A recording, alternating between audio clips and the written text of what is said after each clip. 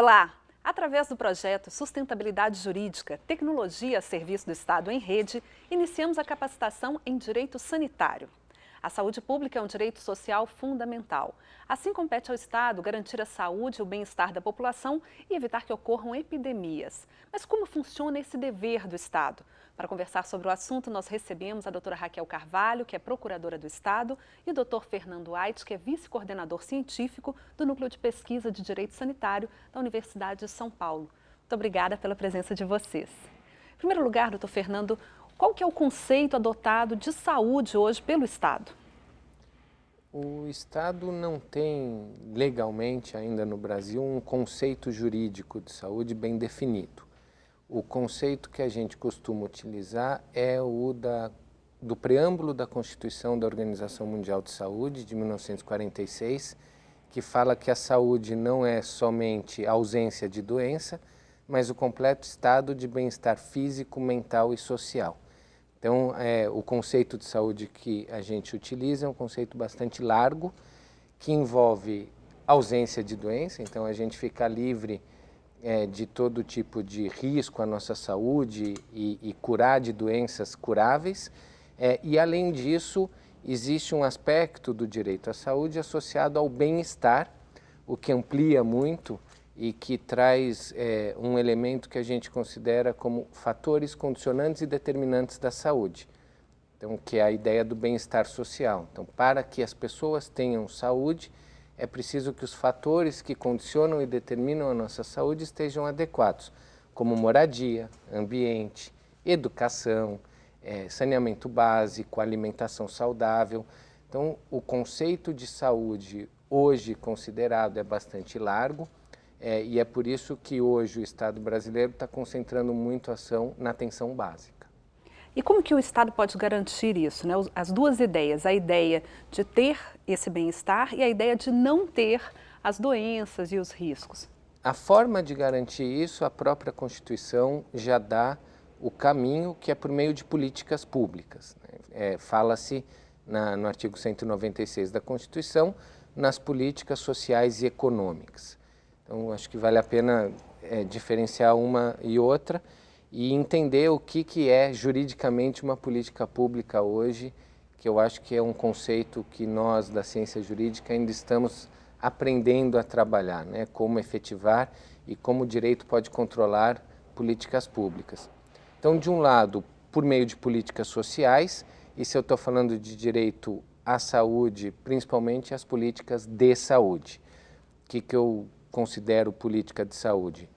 A mais clássica de todas são as políticas preventivas, por exemplo, vacinação, políticas de controle epidemiológico, a vigilância sanitária, a vigilância ambiental. Isso são políticas de saúde clássicas. Você também tem outras políticas de saúde clássica ligadas ao que a gente chama de atenção ou assistência. Aí, quando a pessoa já ficou doente, então, a política de saúde precisa organizar uma rede de serviços assistenciais de urgência, emergência, ambulatórios, alta complexidade, que atenda uma pessoa doente e cure, se possível, ou dê os cuidados paliativos necessários. Então, a política de saúde, ela vai lidar com promoção, prevenção e recuperação da saúde das pessoas. Mas a saúde, para ser garantida dentro desse conceito amplo que eu falei, de bem-estar social, ela precisa ter também outras políticas sociais, porque são determinantes da saúde. Então, por exemplo, saneamento básico. Muito dificilmente nós resolveremos os nossos problemas de saúde, ou seja, o direito à saúde das pessoas vai ser efetivamente cumprido se a gente não melhorar os nossos níveis e indicadores de saneamento básico. Logo, a política de saneamento básico, embora não seja uma política de saúde classicamente, é uma política que tem um determinante muito forte à efetivação do direito à saúde. A mesma coisa a gente pode dizer de moradia, a mesma coisa a gente pode fazer política ambiental, quer dizer, são outras políticas sociais, educação, transporte. Belo Horizonte, por exemplo, também tem um trânsito bastante complicado. Eu sou de São Paulo. São Paulo, é óbvio que transporte tem uma um reflexo sobre impacto, a nossa condição de saúde muito forte.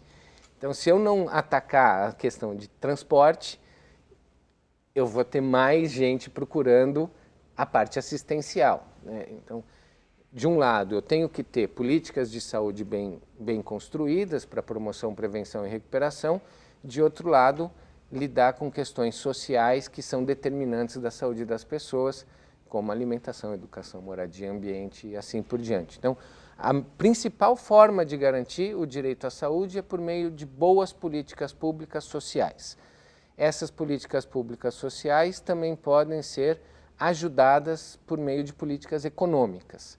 Políticas que garantam renda básica para acesso à alimentação saudável, por exemplo, políticas fiscais. Recentemente, o governo federal desonerou de tributos uma série de medicamentos, coisa que já deveria ter sido feita há muito tempo, o que vai baixar o preço do medicamento, o que melhora o acesso ao medicamento, portanto, facilita a efetivação do direito à saúde das pessoas.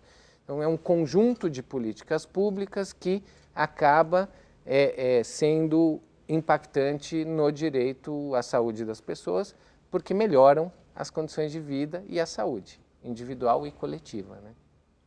É interessante que a gente percebe que nós saímos de uma perspectiva individualista que tratava a saúde após instalada a doença, buscando sempre a cura, para uma perspectiva mais coletiva, integradora, de articulação, baseado fundamentalmente em estudos que indicaram onde há maior índice de pobreza, onde há serviços educacionais de péssima qualidade, onde há menos acesso a direitos fundamentais básicos, há mais desnutrição, há mais quadros infecciosos e, consequentemente, há mais acesso à assistência direta a ser prestada pelo serviço de saúde.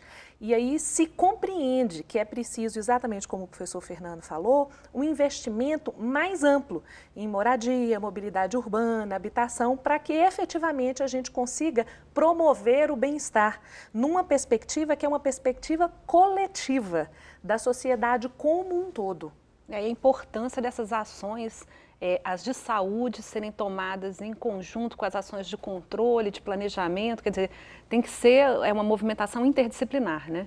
Sim, intersetorial, multidisciplinar, e o que é um desafio para o Estado brasileiro hoje, né? A gente tem, até pela lógica positivista, como a gente constrói o nosso próprio conhecimento, isso se reflete na estrutura estatal. O Estado se organiza em setores que nem sempre dialogam entre si. E certas políticas públicas de saúde precisam ser intersetoriais. Por exemplo, política de drogas. Não basta só o campo da saúde para resolver as questões relacionadas à saúde e drogas. Você precisa de educação, você precisa de segurança pública. Assistência social. Assistência social. É um conjunto de setores. E aí eu tenho a Secretaria de Saúde, a Secretaria de Assistência Social, a Secretaria de Segurança. Colocar essas pessoas para conversar e para criar uma política única de atenção aos temas que são intersetoriais por natureza, ainda é um desafio que o Estado brasileiro precisa enfrentar e melhorar um pouco a cultura de construção de políticas públicas voltadas a problemas complexos, como os problemas que determinam a saúde das pessoas, né? E qual que é o papel da valorização do profissional de saúde dentro do estabelecimento dessas políticas?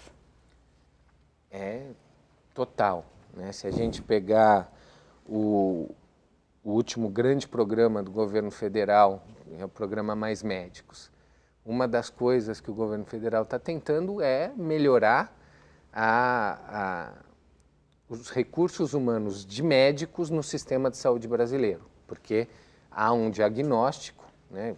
A gente pode aceitar ou não o diagnóstico, mas de que há carência de profissionais médicos adequados no sistema público de saúde para dar conta do que é a demanda e as necessidades de saúde hoje no Brasil.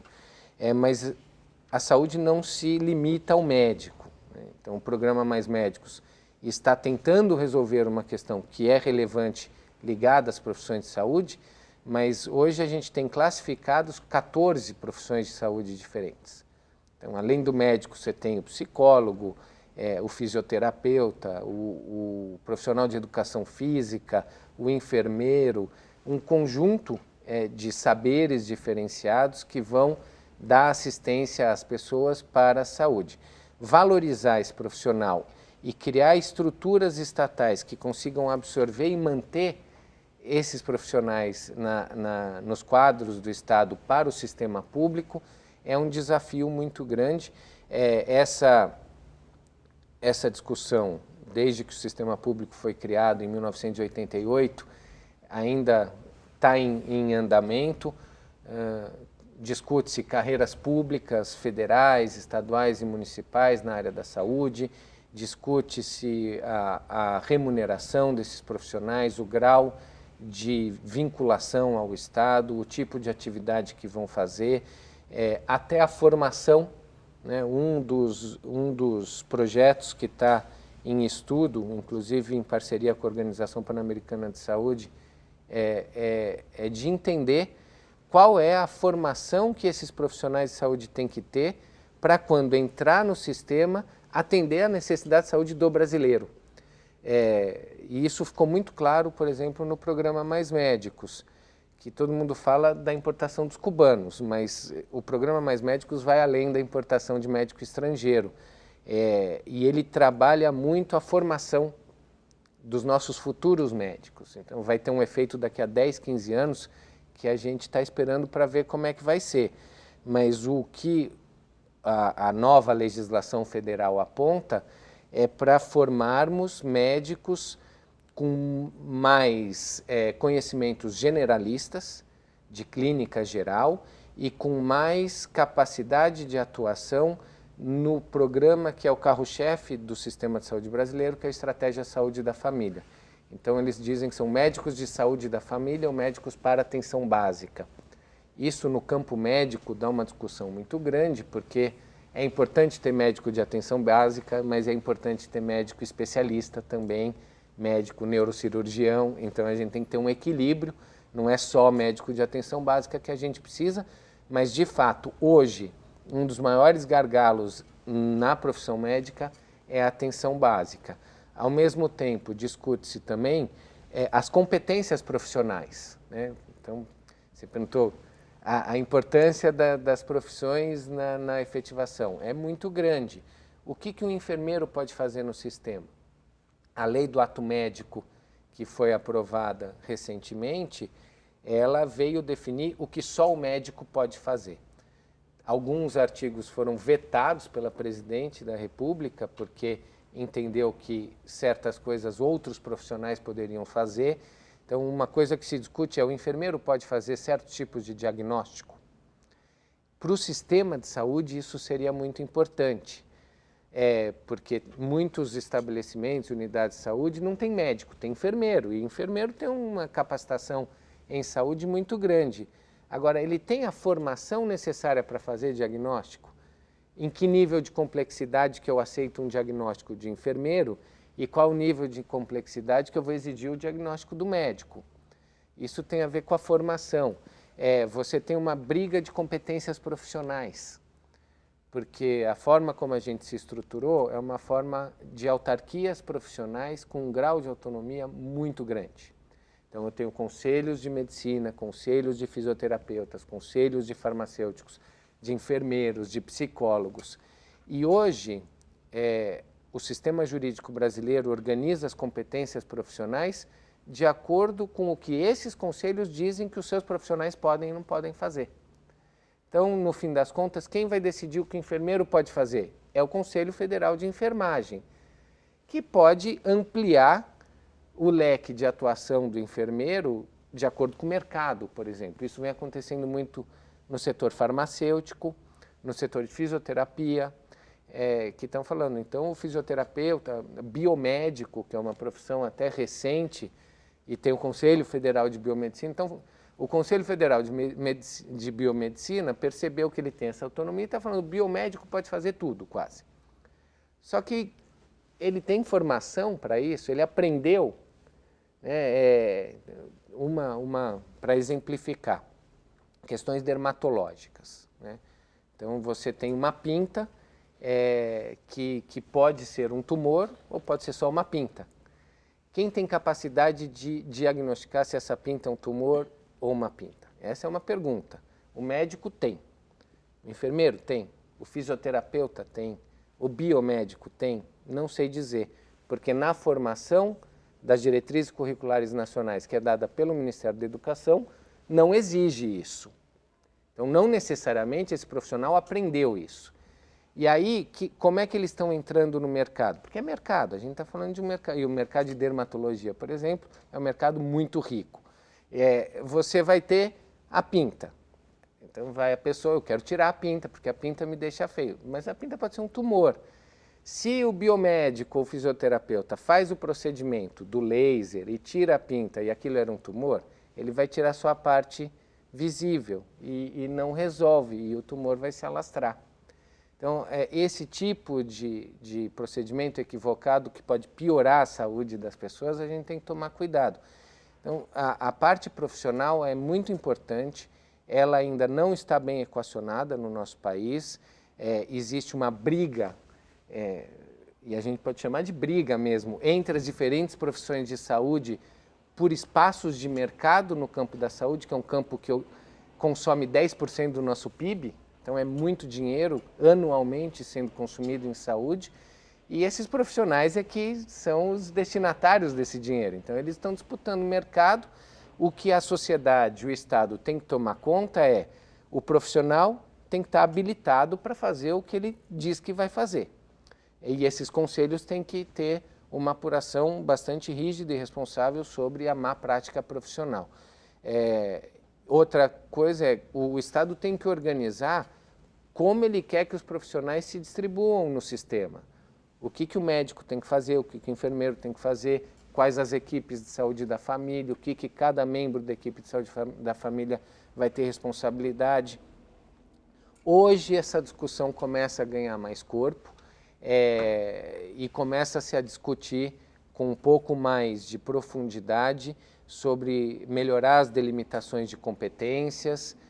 A gente às vezes vai fazendo a coisa de jeito torto, mas acaba indo para o lugar certo, né? Então o ato médico foi um movimento nesse sentido que eu estou falando, de tentar definir quem faz o quê, onde, como, por quê. E essa é uma discussão que a sociedade brasileira tem que ainda aprofundar. Existem várias políticas públicas de saúde que exigem intervenção de órgãos diversos. Então, Secretaria de Segurança Social, de Segurança Pública, de Saúde. E dentro das secretarias nós temos profissionais diversos. Então, existe o que o professor Fernando Aires bem colocou, que é a necessidade de definição da competência dos profissionais de saúde que diretamente atuam em face da população, e ainda existe uma atuação de outras profissões, desde a contabilidade, ao administrador, ao gestor público, ao advogado que trabalha nessas estruturas, porque para que nós tenhamos um serviço de saúde, eu preciso de um procedimento licitatório eficiente que termine num contrato administrativo, o qual traga, por exemplo, fornecimento de bens, que a tempo e hora satisfaçam as necessidades da prestação do serviço de saúde. Mesmo que eu tenha uma unidade de saúde funcionando adequadamente com médicos, enfermeiros, fonoaudiólogos, fisioterapeutas, sem quaisquer problemas, o que de fato é algo idealizado, eu ainda preciso que a medicação chegue a tempo e hora, que os equipamentos e a infraestrutura estejam prontos, porque a prestação do serviço de saúde, do ponto de vista do serviço terapêutico, exige uma confluência de atores os mais diversos possíveis. E aí é preciso que o advogado que dá o parecer jurídico em um procedimento licitatório que termine na aquisição de um aparelho de ressonância magnética compreenda qual é a inserção daquele conteúdo no sistema como um todo.